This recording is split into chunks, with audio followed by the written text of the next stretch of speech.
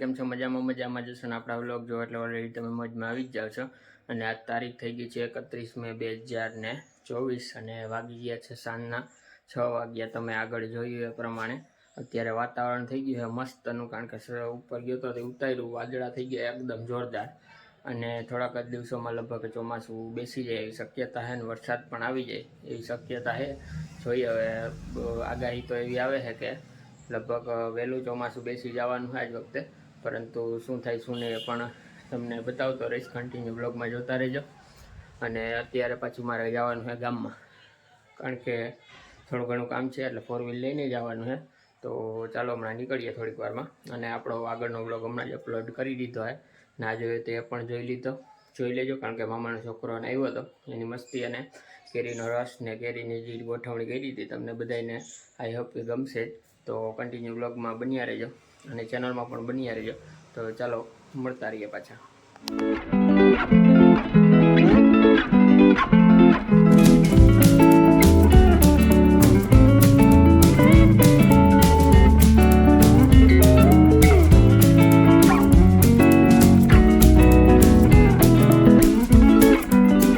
Finally મિત્રો રાવણા આવી ગયા છે ભાઈના સસરાના ઘરેથી. તો જોઈએ, ધોઈ નાખ્યા ને આપણે હવે ટેસ્ટ કરીએ કેવાક છે.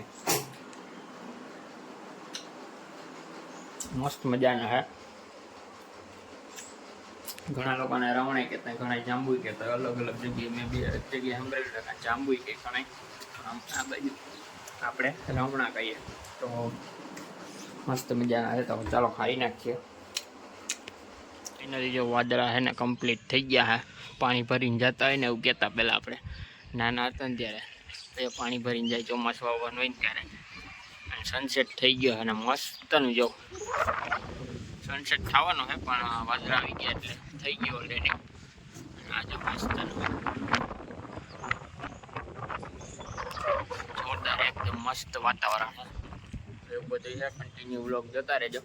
અને આગળ તમને બતાવ્યું જ છે ઓલરેડી બિરોલમાં મસ્ત મજાનું બનાવ્યું હોય બિરોલ, જોઈ લેજો. અને જોયો જ હશે, શરૂઆતમાં જ નાખ્યો હોય આપણે.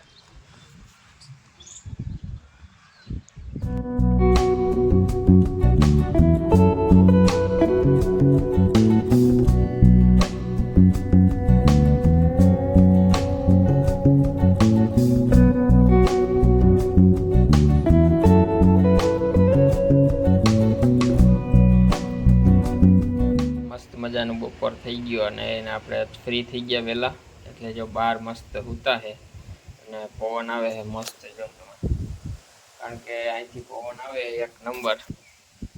અને આજ નીચે આરામથી સૂતો હું, કારણ કે બપોરે પાછું એવું બધો ટાઈમ ન હોય.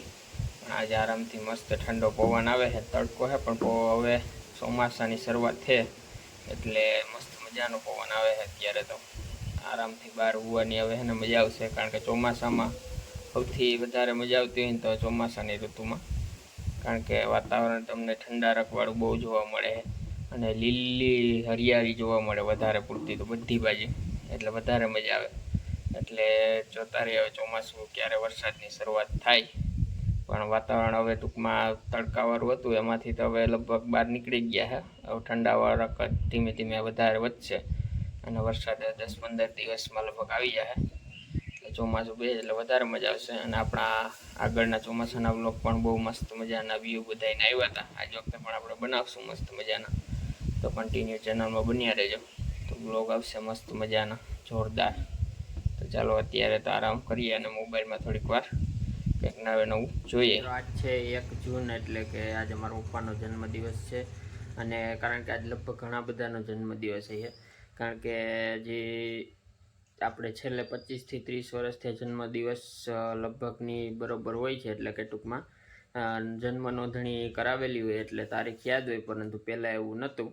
કારણ કે મારા દાદાના વખતના લોકો એવું કંઈ ટૂંકમાં નોંધણી કરાવતા નહીં, અને વર્ષ યાદ હોય પણ તારીખ કેવું કંઈ યાદ ન હોય. એટલે છેલ્લે કંઈ નો આપણે સ્કૂલમાં દાખલ કે એવું કંઈ કરાવતા હોય ત્યારે છેલ્લે 1-6 નાખી દેતા. એટલે આજ ઘણા બધાનો જન્મદિવસ છે એટલે બધાને હેપી બર્થડે.